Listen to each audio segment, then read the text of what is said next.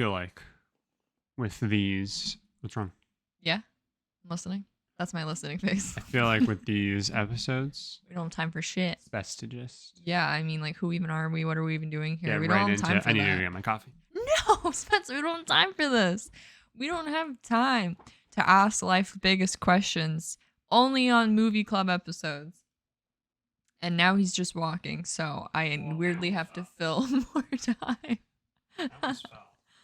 Spencer, now's not the time for falling. SMSoup! Hello, everybody, and welcome to the 1979 Movie Club.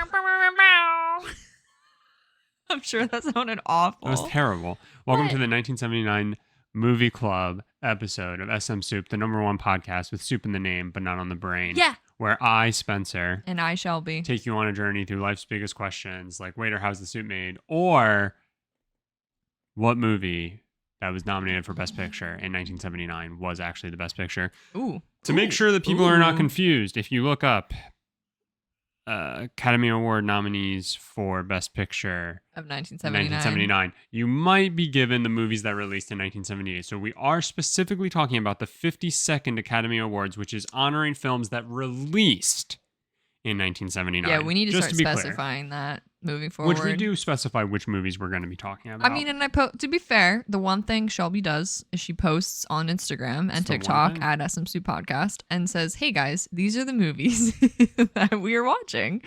So, but yeah, we should probably also, in addition to the year, start saying which Academy Award year, like number 55th, whatever, is the one happening.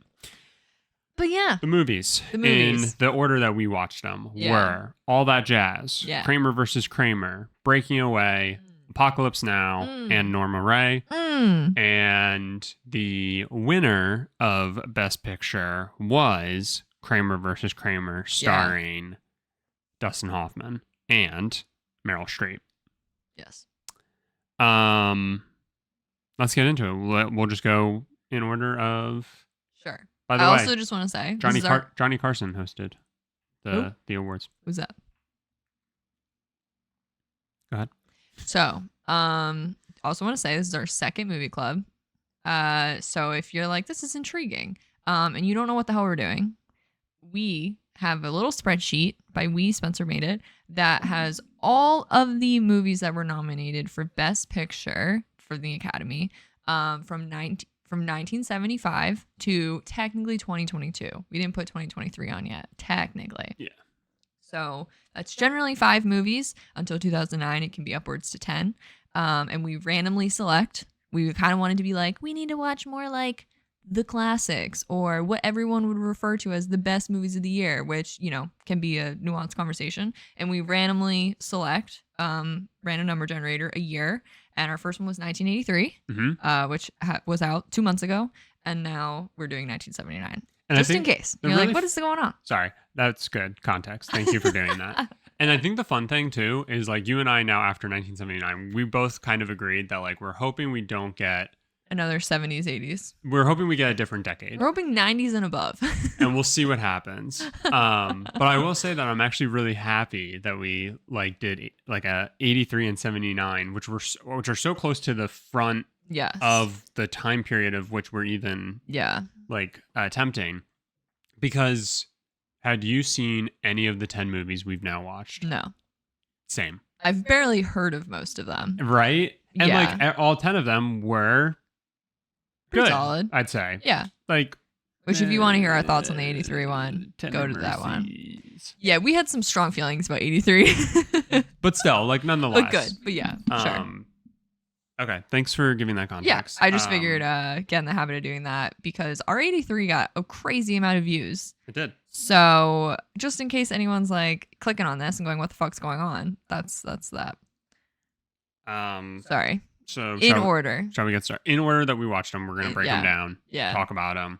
There will be some light spoilers, just obviously. Yeah. But I feel like we attempt to give. We kind of got into this pattern with 83. I think we attempt to give a rough synopsis. Yep. And then kind of any hardcore thoughts and feelings. Because at the end of the day, we're kind of going at this from 2 angles. would we recommend this movie to other people? Just general watching. And then do we agree with like the best picture nomination / winner of as a whole? It's kind of how we're doing this. So we're kind of having two conversations at the same time. Yeah. So all that jazz. All that jazz was up first. We also made sure, because when we watched 83, we ended up watching Terms of Endearment first, which was the winner. Yeah. And the two movies that were easiest for us to watch first this go around were All That Jazz and Kramer versus Kramer. Yeah. And so we made sure not to watch Kramer versus Kramer first, just in case. Yes. So we started with All That Jazz. Do you want to start or? Quick synopsis, I guess. Basically, it's a movie that follows a theater director, and he's like what's the word? He's like a ladies' man. He's kind of a sleazeball. Yeah. He is like work. He is like intense. He's all of the things that you would expect of like a New York Broadway type person. And he's one of those like work until like he's got to wait for the inspiration to hit, but he's going to keep doing crazy shit to make the inspiration hit. And clearly he's earned a name for himself. People like want to work with him even though they hate working with him because he's the guy. Like he's the guy. He literally is like the embodiment of sex, drugs, but not rock and roll theater. Yeah. But that's like the movie. Yeah, that it's is like the movie. It's literally sex, drugs, theater. Yeah. It's a good way to sum it up. And so throughout the movie, we kind of see him being a piece of shit. Also, like trying to create basically masterpiece after masterpiece, going a little off the deep end in the process. It like mostly focuses on him working on.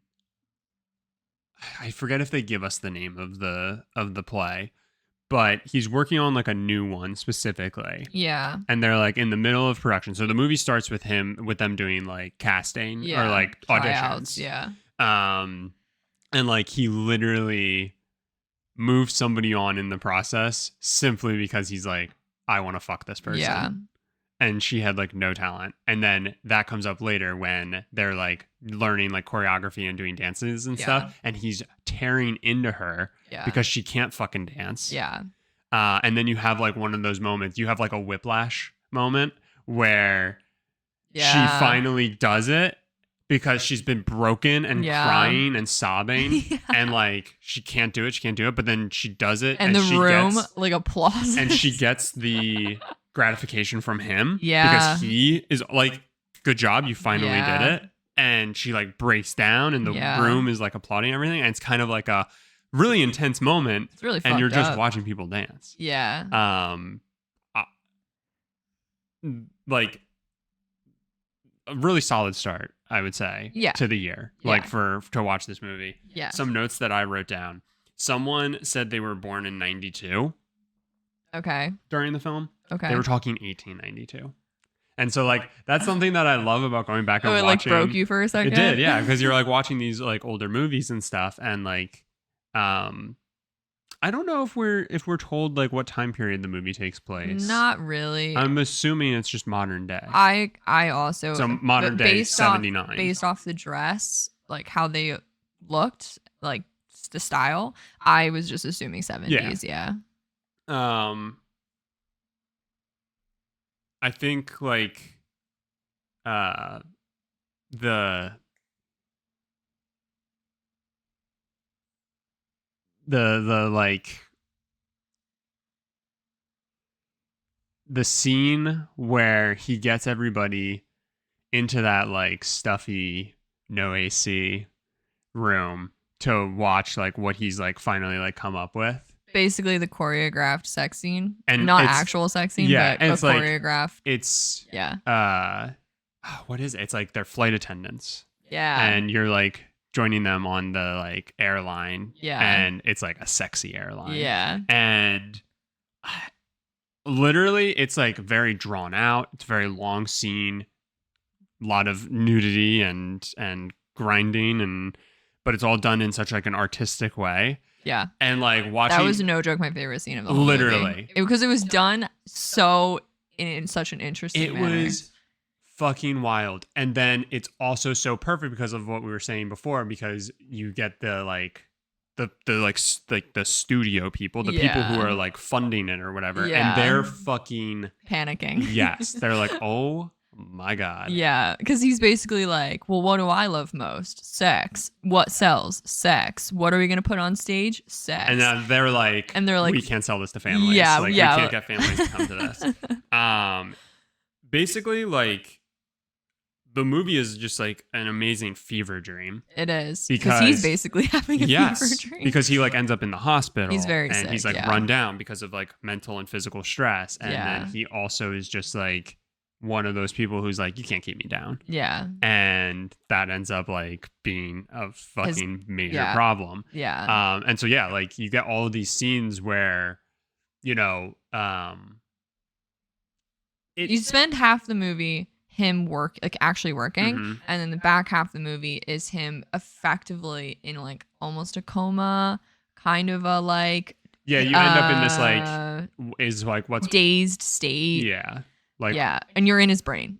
You're like, what's playing out right now? And you're like, oh, something will start to happen. And you're like, oh, okay, clearly this is like happening all inside of his head. And then like, you have these moments where you're like, no, this is actually happening. And like, he's all fucked up. And again, just so well done. And then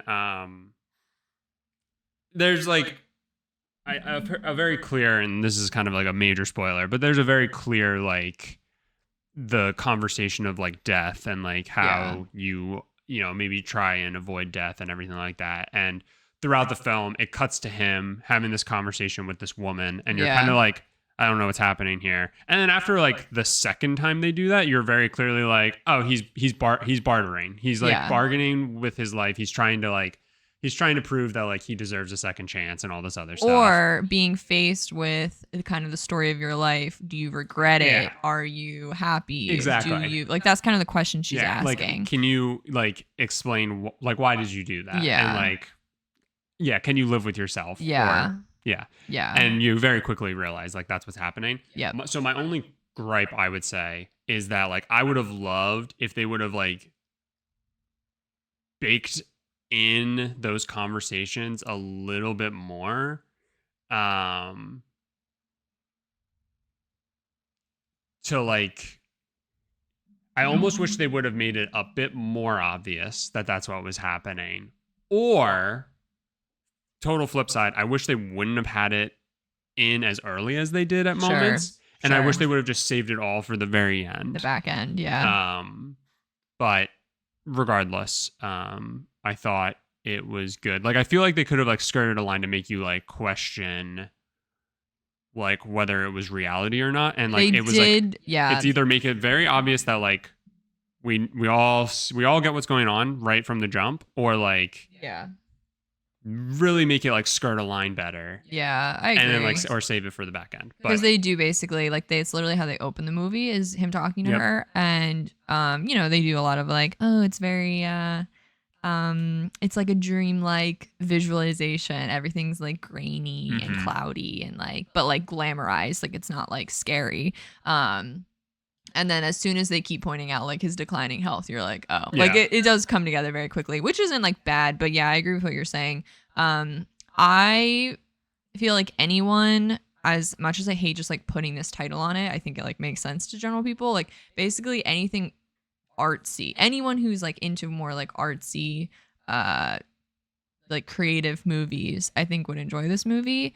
The like average movie watcher probably wouldn't enjoy this movie. Like it's not quite an art house film, but it's like pushing in that direction. Yeah, it probably leans towards like The Dresser from '83. Yes. Gonna keep like comparing to other movie clubs and stuff, but like it definitely skirts that line of like, you enjoy art and you enjoy like theater and like stuff like that, and like some subtext and all that stuff. Yeah, like, sub meaning and whatnot. It's a good movie for those types of people. If you're looking for just like a fun movie, I don't think it really does that. It is a really good movie. I actually really enjoyed it. No, I enjoyed it. I will say again, we've kind of said in the like back half to back third, he goes into like again like a kind of comatose state.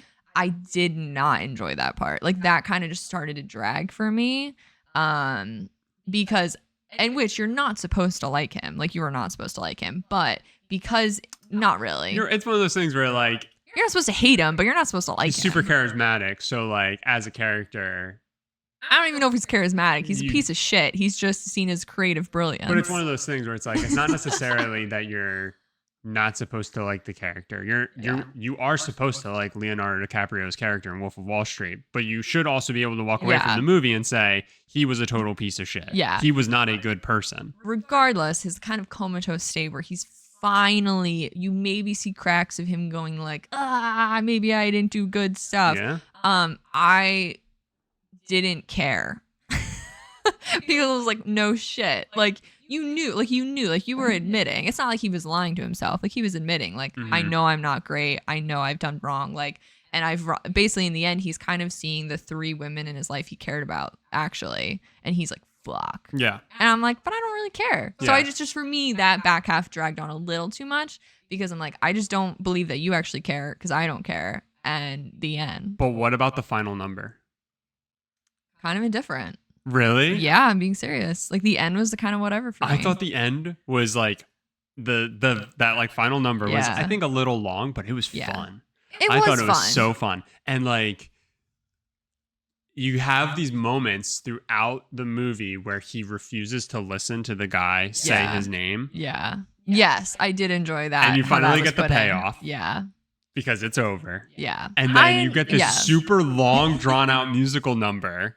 And it's like fun. It is. Yes. And it's like, he dead. I like how it's tied together, but by the end, I like didn't care. Yeah, like I more enjoyed him just pissing everyone off. Like, that for me was more enjoyable. Just the in your face, like genuinely, like that. Like I mean, I keep saying, don't try and get me to care about this guy. Yeah. Like, which again, I'm not saying they like really were. I know it was him more facing his own mortality, but that's why I more enjoyed the front half than like the back. I shouldn't even say half, like front 2/3 to the back third. Because that like airline scene that we're talking about really, I think, like expresses why I enjoyed the movie. Yeah, because he was basically saying "fuck you." Yeah. So yeah, sorry, we did talk about that for a while. No, you're good. But yeah, did enjoy. Great start to 79. Definitely. Which then we go on to Kramer versus Kramer. We kind of have not the same, but another workaholic man. Yep. Comes home and his wife Meryl Streep is like, "I'm leaving you. I can't be with you anymore." Yep. And you're like, what?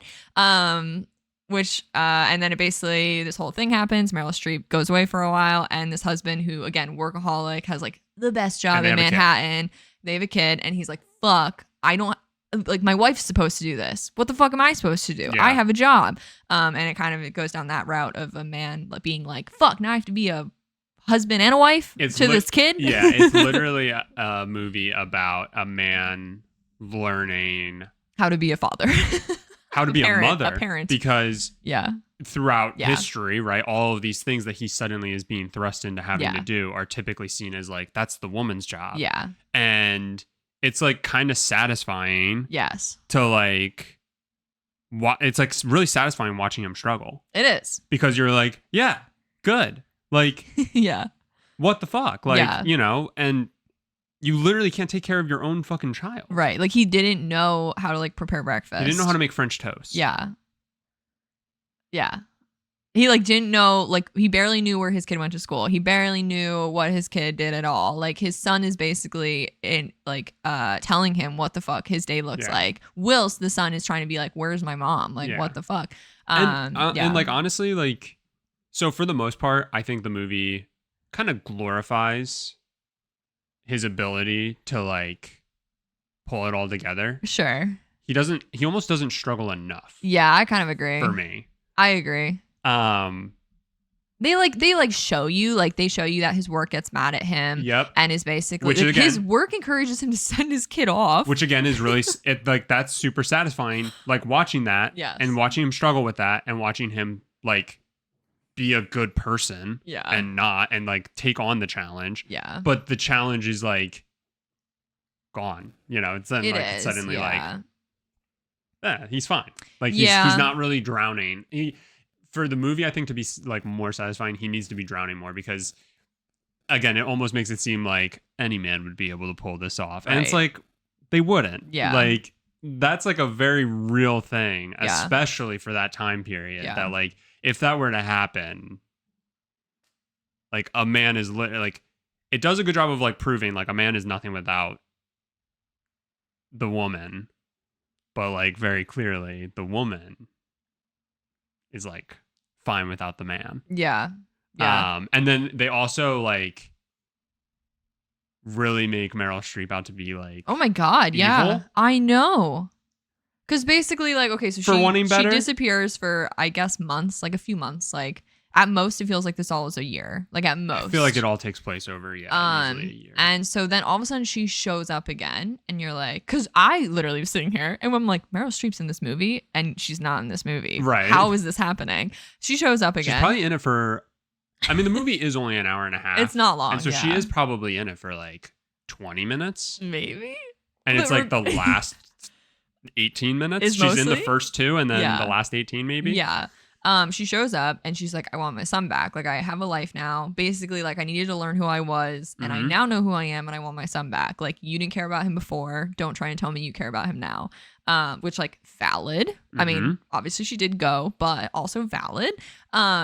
And he's like, fuck you. I changed my whole life for this kid. And yeah, I sucked before, but now this is what I want. And so they literally, it's Kramer versus Kramer, a literal custody battle. And the entire, because it is from like, I mean, we did watch Dustin Hoffman become Dad of the Year in 2 seconds. Yeah. And then get the support of like his local community for being Dad of the Year in 2 seconds. And so then, yes, we literally watch them be like, look how much Dustin Hoffman like really stepped up and like, wow, his shit wife just fucking left. Like, it really is that for the last 15 minutes of the movie, which is absolutely insane. It's super frustrating. Again, it's classic, like, the enemy of us all is women. Yeah. It's just like, yeah, so that was if like, a man leaves, pretty wild. He gets championed. If a man sleeps with a no, it's just typical. It's just typical. Yeah. One thing I forgot to mention about all that jazz. So sorry. No, I hate to jump back. Oh, John Lithgow, who randomly shows up in it and is like another director. Okay. Oh yeah. He was also in Terms of Endearment. Yeah. Just something to kind of keep track of. These people that we, That is what is fun about watching movies from the relatively same time period is being like, oh my god, like we just watched him. Last movie, which will have that come up in a future movie. I know, that's why I wanted to touch on it. Sorry, but yeah, all around good.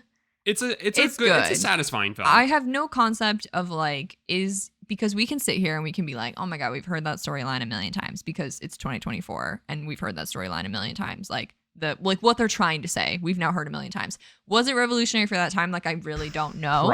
Probably to a degree. And I will say, and this doesn't mean anything in terms of what I was just saying. I said to my mom, I was like, oh my god, we watched Kramer versus Kramer, and she was like, dude, that was the fucking movie of that time. Like, that was the movie. I think it's easy to downplay it based on like it's 30. Right? 30 no, it's almost 50 years old. Yeah. And like you're saying, like we've kind of heard the story before. Yeah. Like, even though it might have been the first. If that movie came out today, you'd all be sitting here going, that's fucking lazy. Like, that's bullshit. Yeah. Whereas like, like from 70 or from what was it, 79? Like also, that probably in my was opinion, pretty big moves. Make this movie 2 hours and follow Meryl Streep's story a little bit. Honestly, yeah. But whatever. I'd be interested. So the growth of the film, I think, is really satisfying because French Toast Day 1 versus She's Coming to Visit and he's nailing it is so fucking satisfying. It is very satisfying. That's cinema. That is so well done. Yeah. And then also, I love a good scene where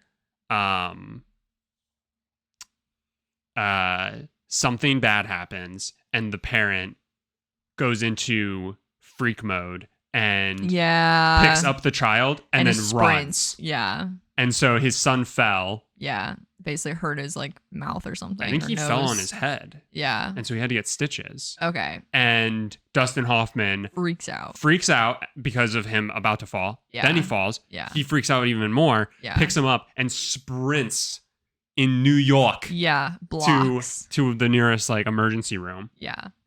So like, that gets my adrenaline pumping. It does, I love a good scene like that. Yeah. And this had a great one. And that scene's very heartwarming because it kind of makes him be like, wait, like I won't always be there. Yep. Like it kind of does both sides. And it does also, like I care a lot, and fuck, I'm realizing I won't always be there to fix it. Like that's scary. It's also super satisfying because it's like he really freaking cares. Yeah. Like so much about the son, which is like super again, sweet. It's heartwarming to see. Yeah. Again, it doesn't really like challenge anything like crazy, and like we pointed out, it kind of just glorifies like whatever.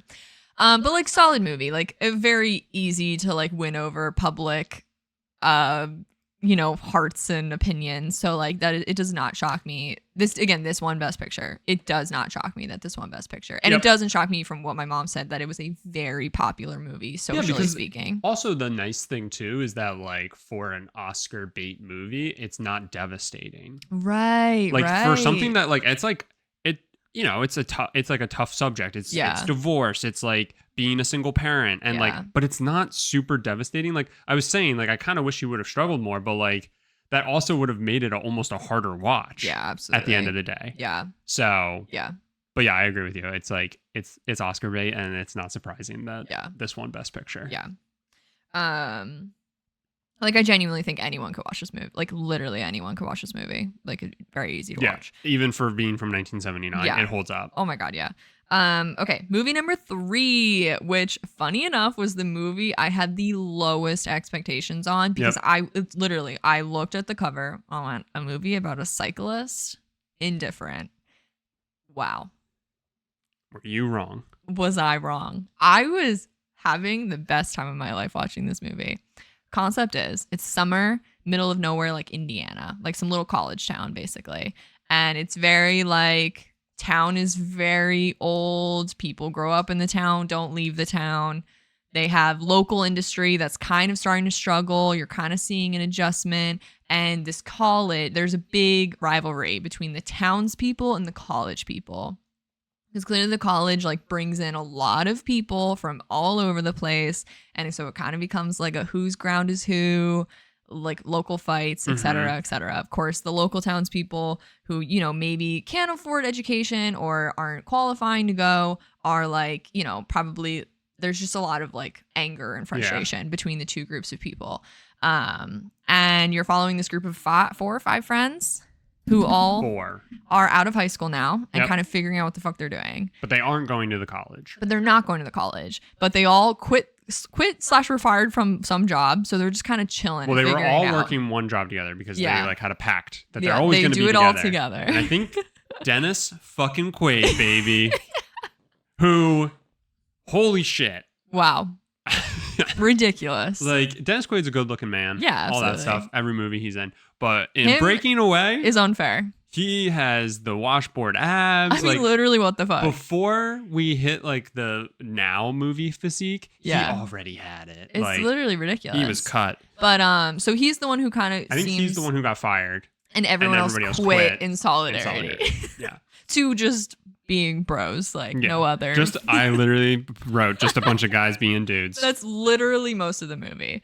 But what's really charming is you're mostly following this one guy. I'm blanking on his name, but he is obsessed with cycling and specifically France because the Tour de is it? Well, he's obsessed with the Italians. Oh, my bad. He's obsessed with the Italians. I was about to say the Tour because they're like the best.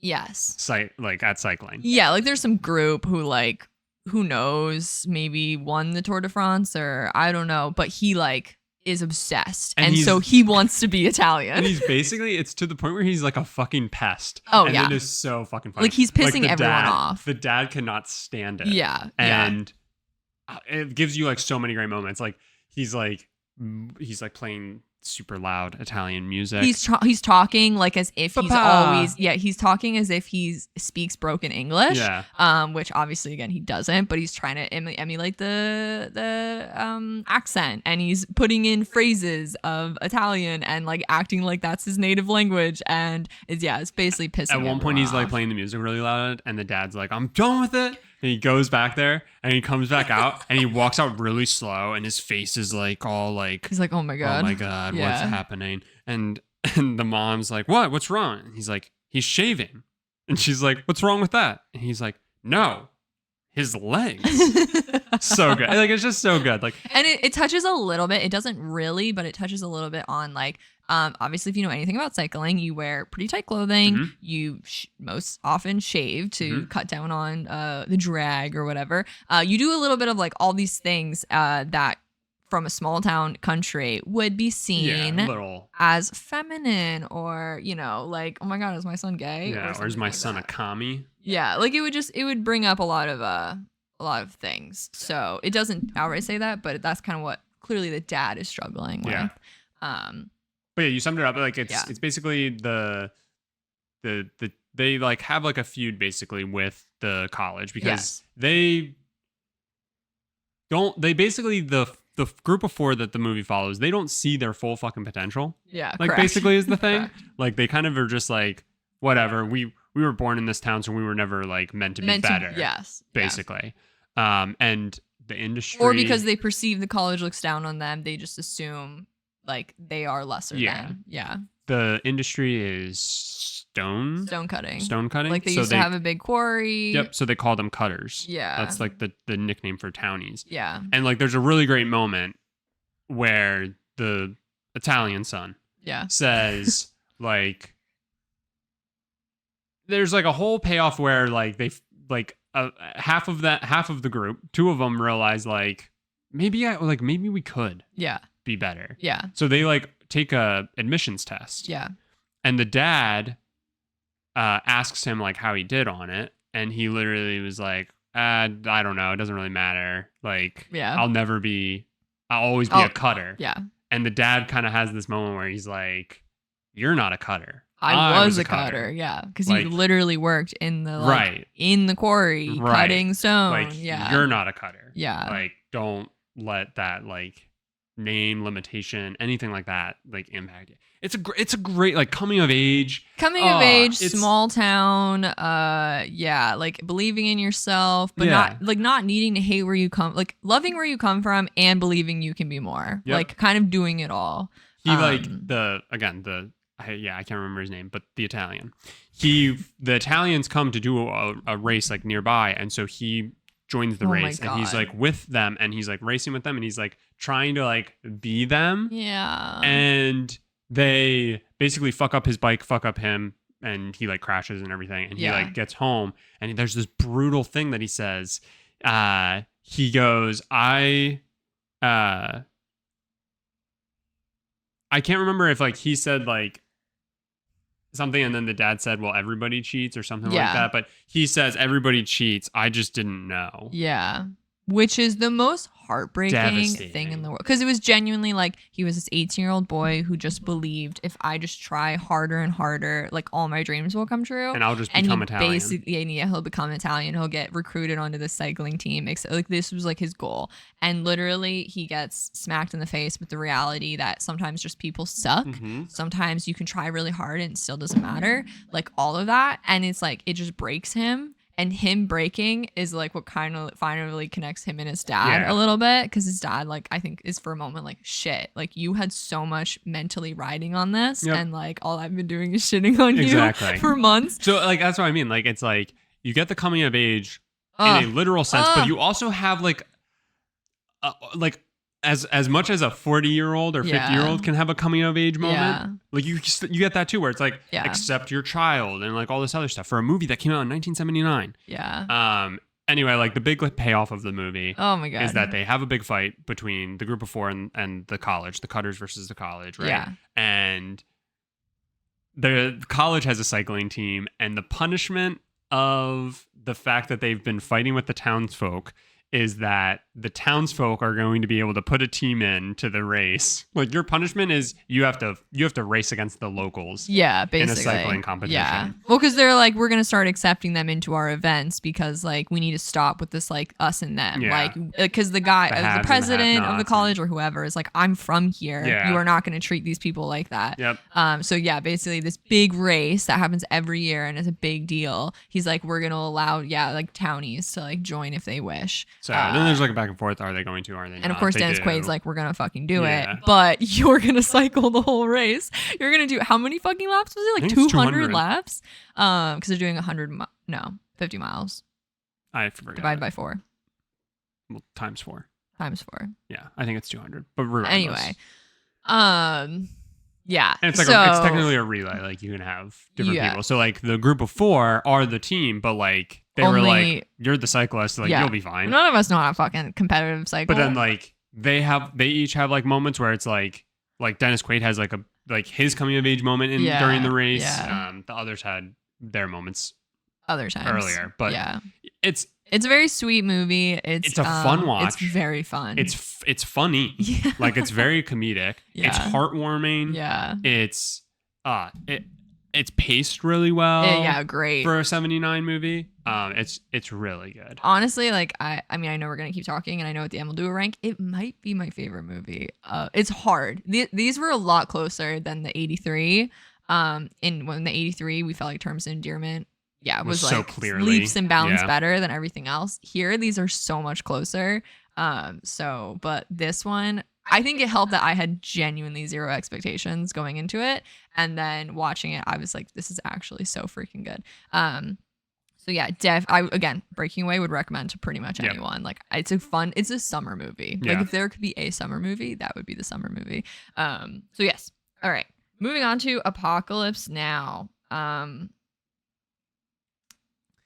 Yeah. Apocalypse Now is a movie about the Vietnam War. Yep. You follow Martin Sheen's character, who we had a moment where I was like, that's Charlie Sheen's brother. Yeah. Wrong, because I thought it was Emilio Estevez. Then I realized, no, that's Martin Sheen. His dad. That's their dad. Yeah. Then we had a moment where we went back and forth, and we were like, why is Emilio Estevez called Emilio Estevez and Charlie Sheen's called Charlie Sheen? And then we realized that Charlie Sheen is actually Carlos Estevez. And then we also realized that Martin Sheen, I don't think his name is Martin or Sheen. No, it's not.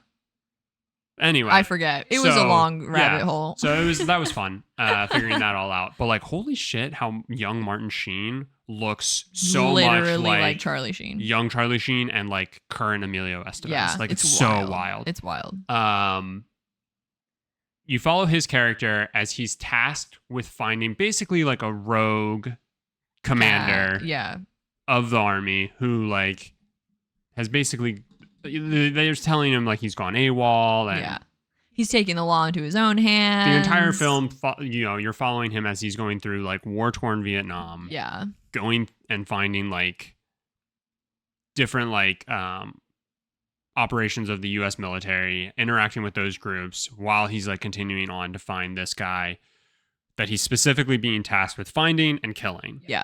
And taking out. Yeah. And the entire film, you're like, he's like trying to figure out. It's done actually in like a super like noir style where it cuts to him doing his like, inner monologue. Like I read the case file from January 15th. Yeah. I can't understand why he would have the motive to have done the thing that he did. And like you're getting like those kind of takeaways and stuff. You're also he basically starts out with like I'm a very good soldier because I've never questioned an order that's been given to me, and I've never hesitated. And then the minute he's given an order to kill someone on quote unquote his own side, he's like, wait, what the fuck? He's immediately questioning. Yeah. Yeah. And like the entire time is like, he's basically the entire time from like leaving to like getting to him. Yeah. Which takes place over a pretty long time period. Yeah. He is trying to figure out if it's the right move. Like he is questioning it 1000%. Yeah.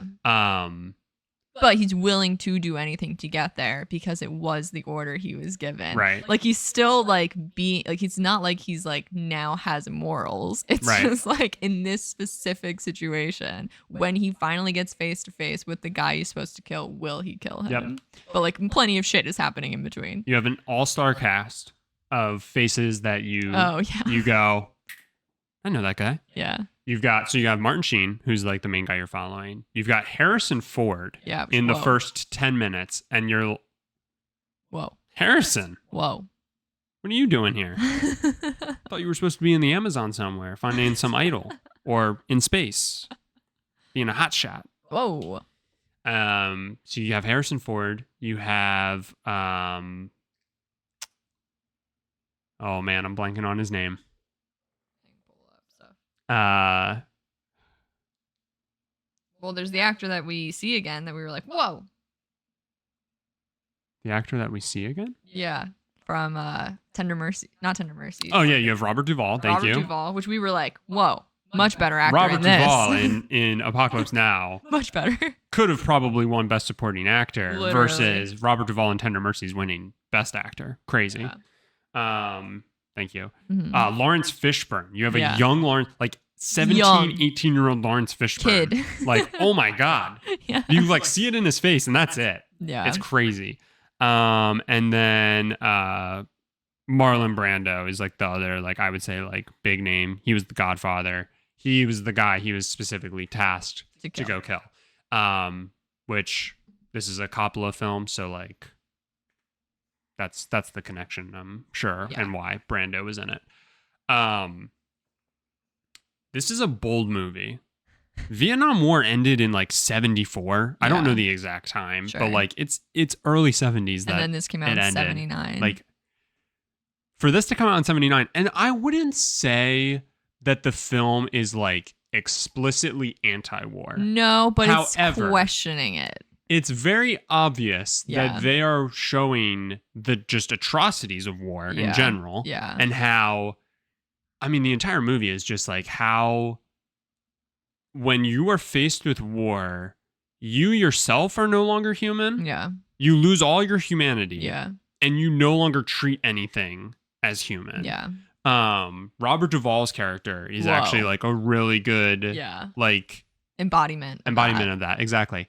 And Robert Duvall's character is also kind of the perfect mirror to put up against Brando's character, because Martin Sheen's tasked with going and killing Brando because he went AWOL and did one thing that the U.S. Army didn't agree with. But you're watching Robert Duvall do way worse. Yeah. Or not necessarily, just but you're other doing fucked up shit. Yeah, exactly. And they're like, we love this guy. He's great. Yeah. He's great. Like his you know, below people fucking love him. They idolize him, and it's like he's just like, we're just gonna kill. And then it's like it does a perfect job representing how like the US went in and fucking decimated villages and stuff like that. Yeah. Then landed our planes, our ships, and everything like that, and then grabbed the civilians and were like, we're rescuing you. Yeah, literally. Which is insanity. Yeah. And this came out in 79. Yeah. That's crazy. I know. That's I almost bold. wish I would like go and look up maybe some like reviews or articles or like things like that it was were nominated from 79. I know, but Best like Picture. public reaction. Yeah. So like the fucking chaos of war Yeah. in general is just captured so well. Yeah. Like they're just psychos, and Robert Duvall, again, his character is like perfect. He's a fucking psycho who is just standing while like everybody's diving for cover. Yeah. Explosions happening everywhere, and he's like, get up, fucking get over here. He's like, Look I'm at these waves. talking to you. Yeah. Look at these waves. Let's go surf. Let's get out there, start surfing. And somebody's like, this is an active war zone. And he's like, if I'm saying it's safe enough to surf, it's safe enough to surf. And he calls literally an airstrike just so that people will stop complaining. Drops napalm. So that I will stop complaining. Not because it's like, quote unquote, necessary, but. He also says, I love the smell of napalm in the morning. Yeah. And is that what that line is referencing? Like, I've heard that line. Probably. Like, Donkey says it in Shrek. Yeah.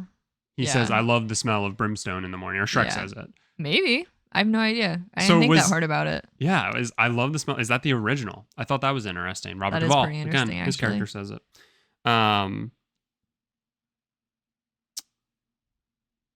basically I wrote, like, the whole movie is set up to make you believe that Sheen's character has to go kill another U.S. officer because he's gone overboard. Yeah. Yet the entire time you witness the atrocities of many others. Yeah.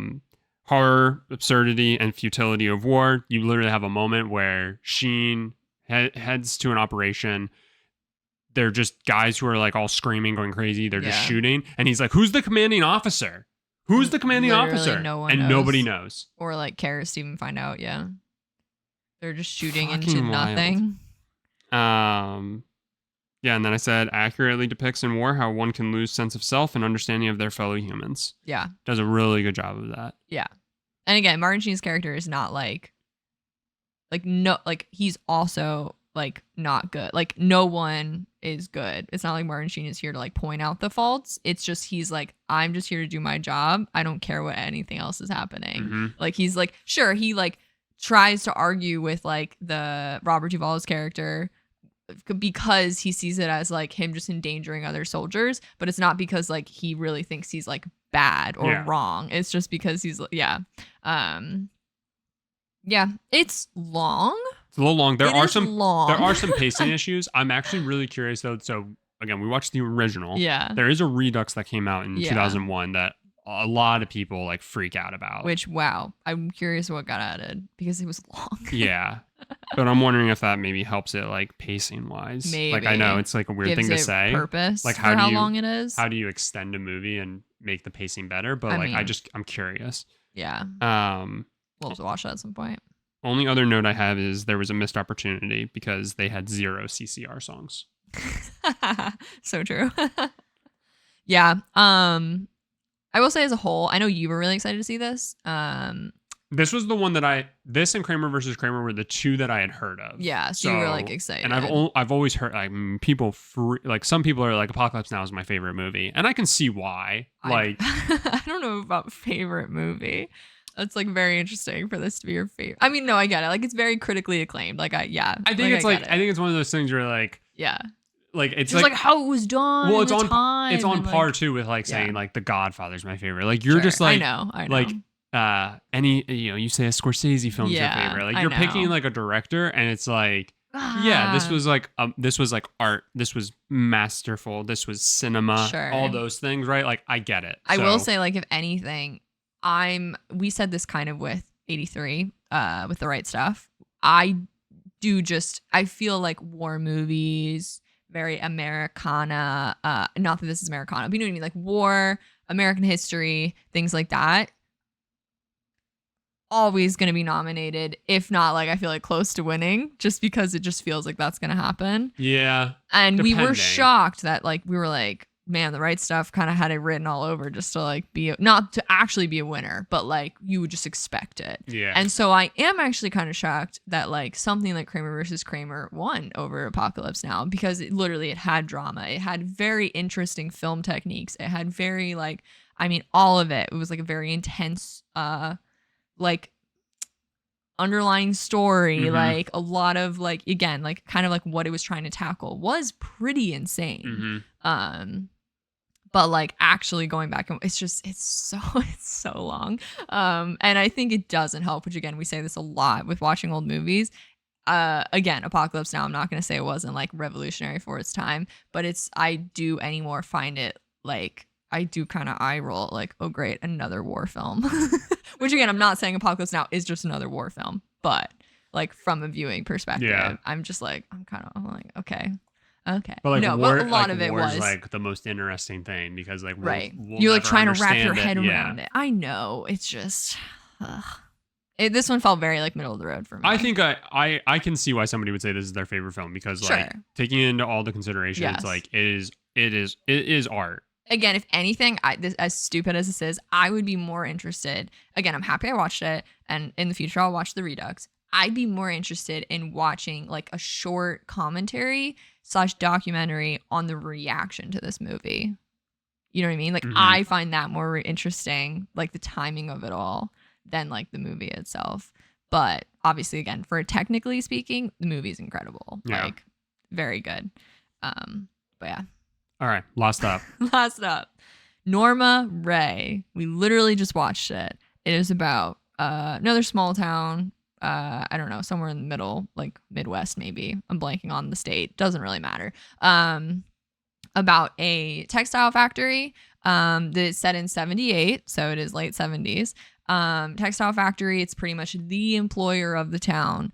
Everyone works there. Everyone's worked there for generations. And it is, while unionization is becoming a widespread thing for the textile industry. So there's not currently a union at this textile factory, but a guy shows up from New York who's there to put a union in, and everyone's mad about it and scared and all of this. And of course the higher ups are trying to scare him off. The locals just don't want to be involved at fear of losing their own jobs because they already are being paid absolute dog shit and have probably amounting health conditions and a million things.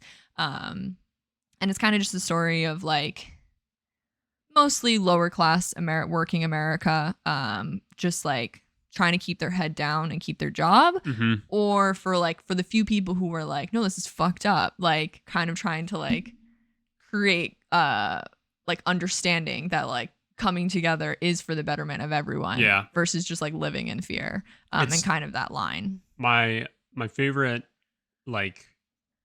thing that's depicted in the film that sucks is that anytime you want progress and movement in the country, what do you need? You need the Black community and you need women. Yeah. Because those are the only two communities that understand what it's like to have to fight for the right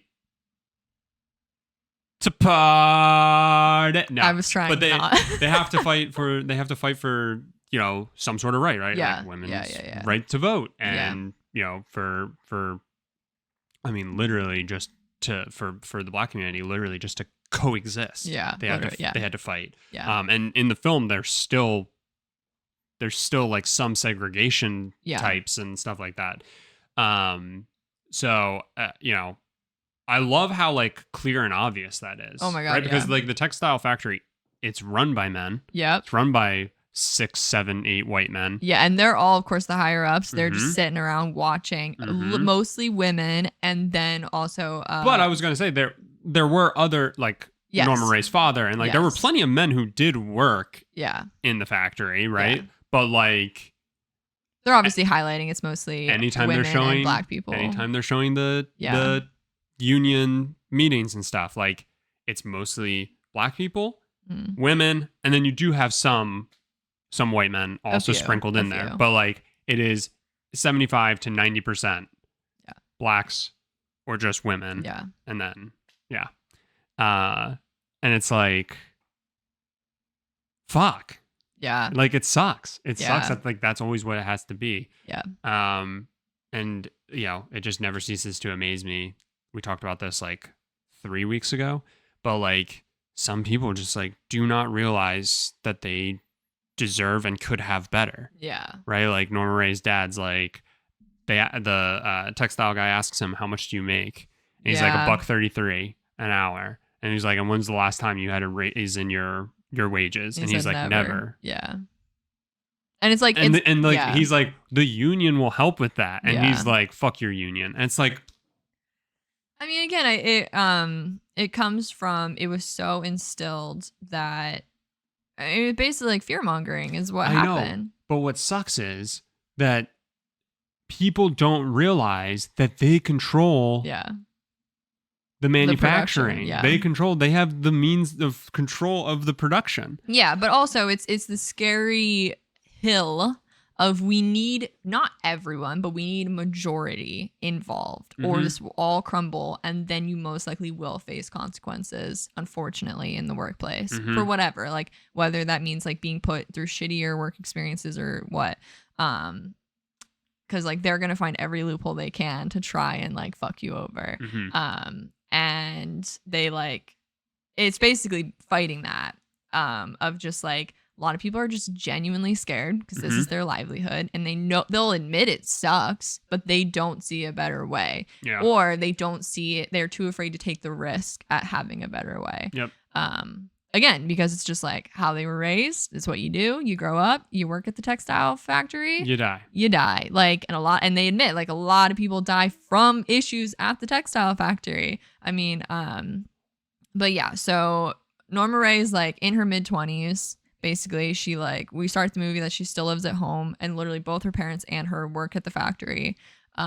She has 2 kids. She's like technically like a little bit socially promiscuous. Yeah, that was the word coming to my brain, because like, oh no, she sleeps around. Oh no, she had a kid out of wedlock.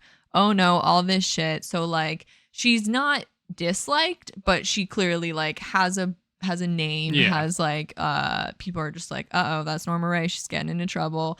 But she's still a like likable person in the community.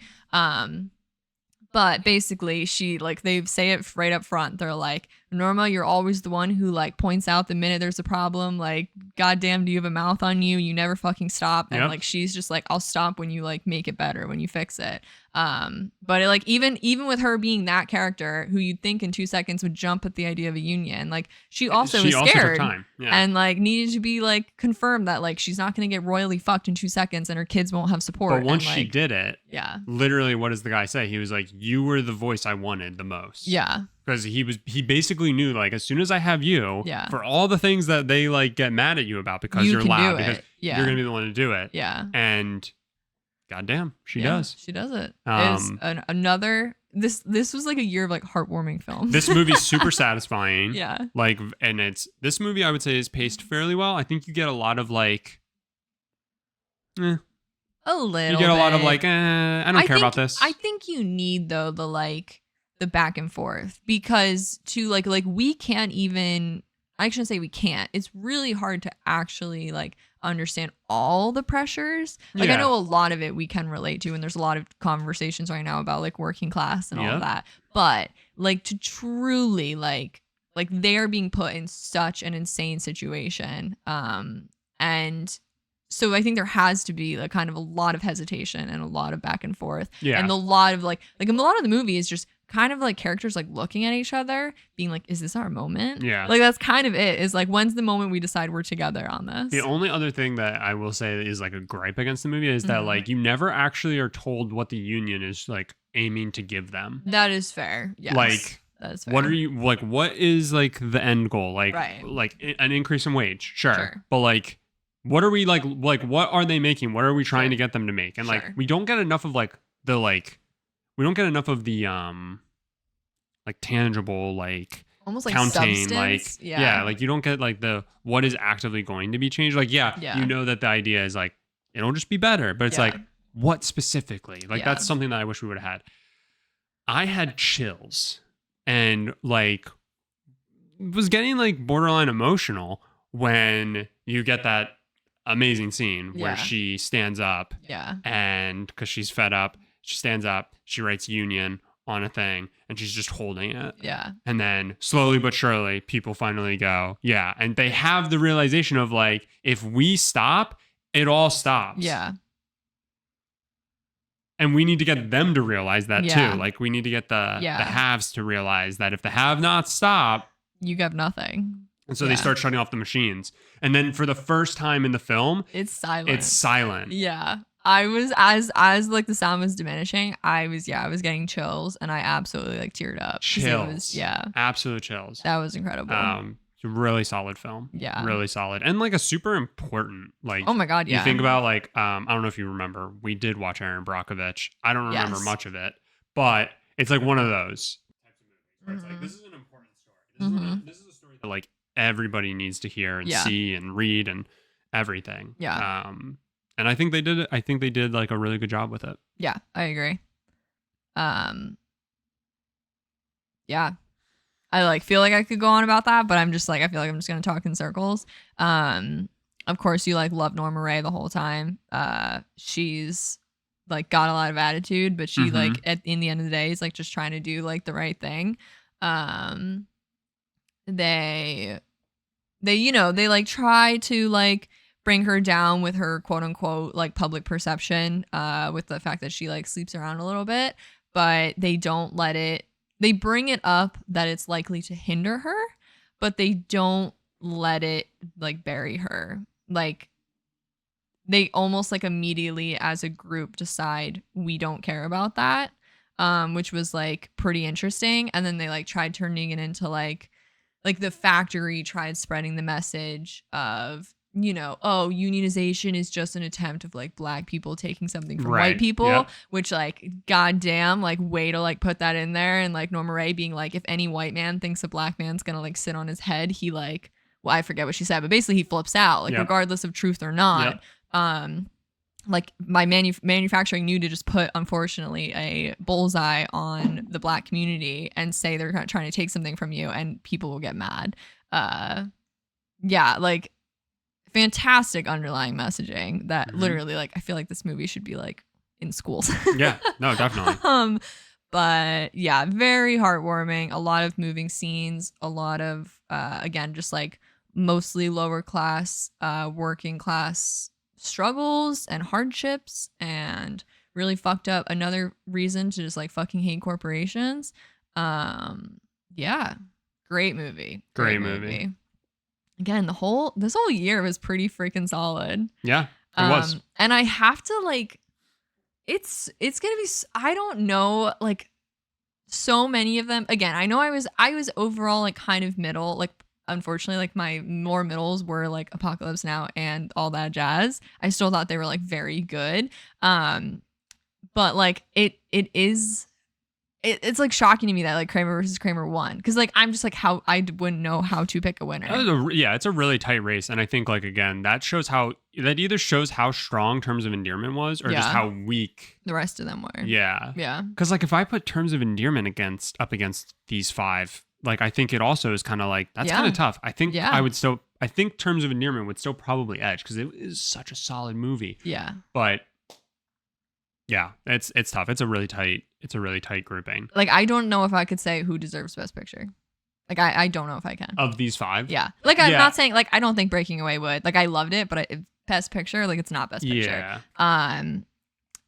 Like it does shock me that but I don't know, like leave the other four. Like yeah, probably not All That Jazz. It was cool. It was artsy, but really? Like, for me, I think Kramer versus Kramer is just kind of like, yeah, it makes sense.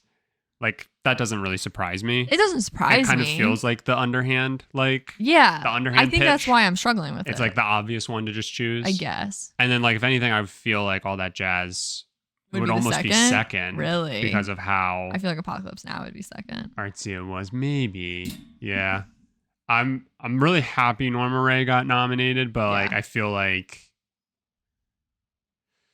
for the time period and everything, it's just like it doesn't stand a chance. I just like I would have been blown away if Norma Rae would have won Best Picture. Like that would have been shocking. Deserving of being nominated, absolutely. Deserving of winning, maybe, probably, right? Like it's tough, like we're saying. Yeah. But when it comes to like the obvious choice, I do feel like Kramer versus Kramer totally makes sense as like, yeah, all right. You didn't really do anything special there. Like you didn't move, you didn't make waves. Yeah. But that makes sense. That's where I land. It's hard. The movies, they were tight for 79. Real quick, we said that we would basically, I think it would be fun to do a versus style thing. Okay. So it's basically just years getting pitted against each other, and the winner goes on to face whatever the next year. Sure. So we have two. We have 79 versus 83. Yeah. Which year wins? Obviously 79. Obviously 79. Like by a landslide. Yeah. Like not even a again, we can sit here and be like, oh, if Terms of Endearment would have been 79, it'd be hard. But like 1 out of 5 movies, like if you go back and listen to 83, we were pretty underwhelmed with a lot of 83 movies. 79, like genuinely, pretty much, I was amazed by something in almost every movie. Yeah. So yeah, they were all really solid. Would pretty much recommend all of them, like for the most part, to someone. Again, like give or take, but like across the board was like very impressed. If you like films and you're like, I need to watch, there's so many films out there, and I know how many I've missed. If I had to pick a year and I would just watch all that, like 79's a year where it's like all 5 movies you watch you could get are gonna be good. Yeah. Like they're all really solid. Yeah. Okay, so 79 will go on to face whatever the next year we do. Did you have a favorite if you had to pick one? So I have my order. I would go, it's really tough. I would go Breaking Away first because I think it's just the most fun. Yeah. I then would go Apocalypse Now. Okay. And then it's really, really tight between the last 3. Like super, it's tight for all of them. But like if I can clearly say 1 and 2. The next 3 are really tight. And I'm telling you, like, we're talking like decimal points on a scale. Yeah. I would go Norma Ray, Kramer versus Kramer, All That Jazz. And putting All That Jazz last is so funny because I really, really, really liked All That Jazz. I did not expect you to put that last. But yeah, Kramer versus Kramer, in my opinion, was like the second weakest as an overall film. Yes. But again, I think it makes sense for Best Picture. Yeah. What about you? What was your favorite? I would say Breaking Away, Norma Ray, probably Kramer versus Kramer. The last three for me are very close. Kramer versus Kramer, probably. I just love some of the choreographed scenes and All That Jazz so much. All That Jazz is so artsy and so good. It's so fun. But I'm also a sucker for like any crazy choreographed film scene. That's fine. So I guess All That Jazz and then Kramer Apocalypse Kramer, Now. All That Jazz, Apocalypse Now. But again, those last three are all very close. Like, yeah. All right. Let's run through some of the other awards real quick. Sure. Okay. So Best Director basically came down to everybody. Take away Norma Ray. Okay. And instead add La Cage à Folie. Okay. If I'm pronouncing that right. Yeah. Obviously, Kramer versus Kramer also won Best Director. Okay. All That Jazz might have been more deserving. Yeah, but I don't know. Yeah, that's all right. Or even Apocalypse Now. Yeah. But all right. Yeah. Best Actor. So we know, pretty obvious, Dustin Hoffman won Best Actor. Yeah. That's like so clear. Other people who were nominated that we watched. Sure. Roy Scheider, who was Joe Gideon in All That Jazz. That was it. The other ones who were nominated, Al Pacino was nominated for Injustice for All. Jack Lemmon was nominated for The China Syndrome. Peter Sellers was nominated for Being There. So really, we can only talk Dustin Hoffman versus Roy Scheider.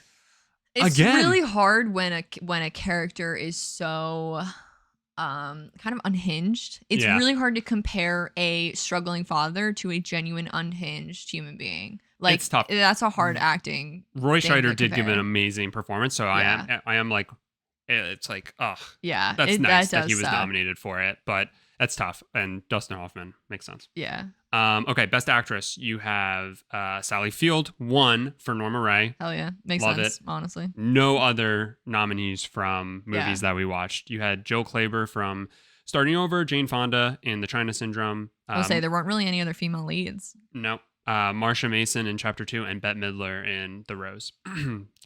Best Supporting Actor. I'm just going to focus on movies that we've watched. You had, so the winner was Melvin Douglas for Being There. Didn't watch it.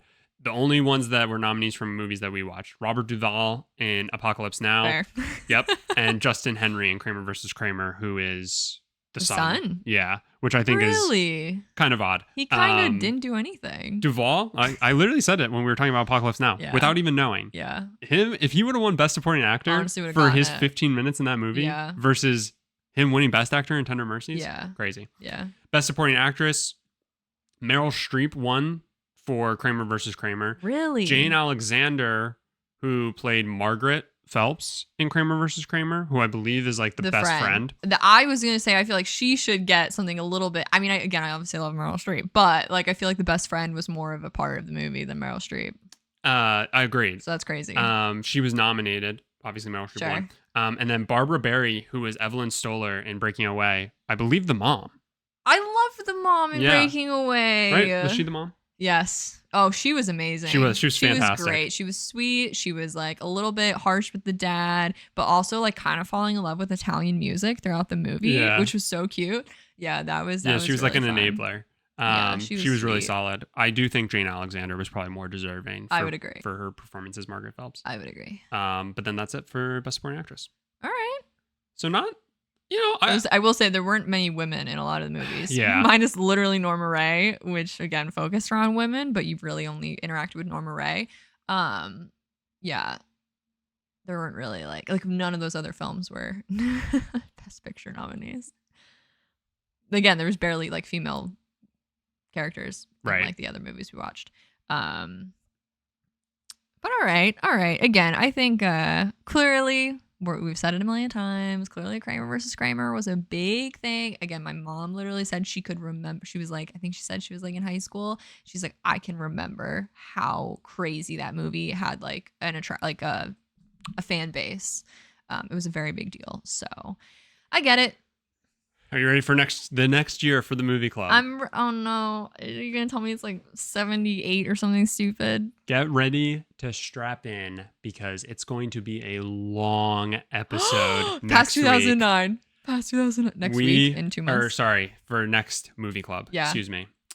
The year that we will be watching for June's movie club. Yeah. We do this every other month, by the way. Is 2010.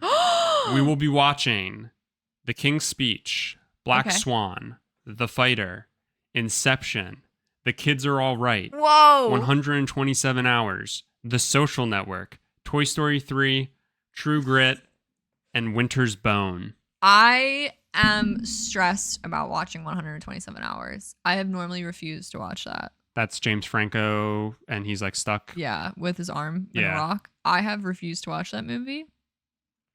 But I guess now we're watching it. We are going to watch. That's so many long movies. That's so many movies. That's just going to be, so 10 also, movies. Also, to watch Toy Story 3, do we have to watch the follow-up of previous? How did we land on that? I think we said it has to stand on its own if it wins Best Picture. That's what we said previously, because we said, how are we going to do Lord of the Rings? Not to say I wouldn't already watch all of them leading up to, if we were to get Return of the King, I'm going to watch the first two.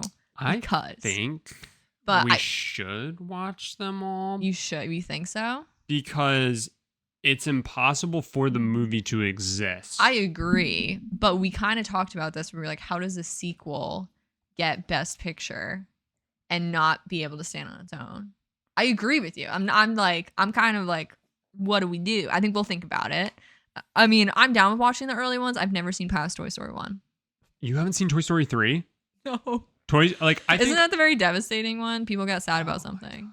Okay, so first off, real quick, let's hash this out. I do think we should watch, at least you and I should. I'm not saying we're going to tell everybody that they have to. Sure. But I think we should watch all previous versions. Okay, that's fine.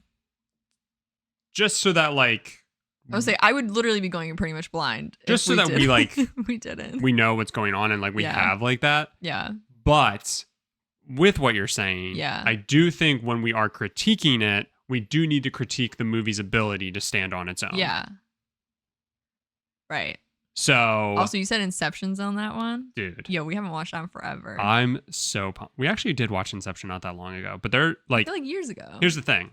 2010, I've heard of all these movies except Winter's Bone. I've not heard of Winter's Bone. Yeah, it's the only one I haven't heard of. But I have heard of all these, and I've seen...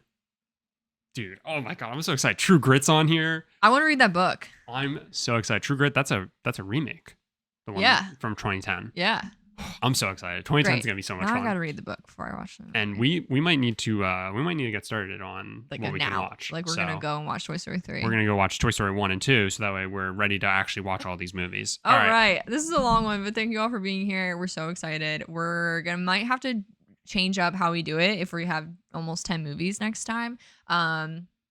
But normally, we just do a bunch of random stuff every week on SMSoup. It's very random, but we kind of have a theme. We are here for Movie Club. Next end of the month will be a deep dive, and that's how we do our thing. So if you'd like to, follow, subscribe, wherever the hell you are. We're on pretty much every platform, streaming platform, whatever. We're on YouTube if that's where you like to watch stuff. We're on Netflix. On SMSoup Podcast. And you can find both of our socials down below. I will post a graphic on Instagram and TikTok at SMSoup Podcast with our next movies. And maybe as we get closer, maybe I'll post a kind of how we're structuring the episode in case we need to make adjustments or something. Yeah. I don't know. We'll figure it out. That's a lot of freaking movies. So we're screwed. Anyway, thank you all for being here. If you made it this far, comment if you liked any of these, if you would watch any of these, if you're excited about 2010. Are you like, wow, Toy Story 3 is the best movie of all time? Let us know. And we will see you next week. Bye.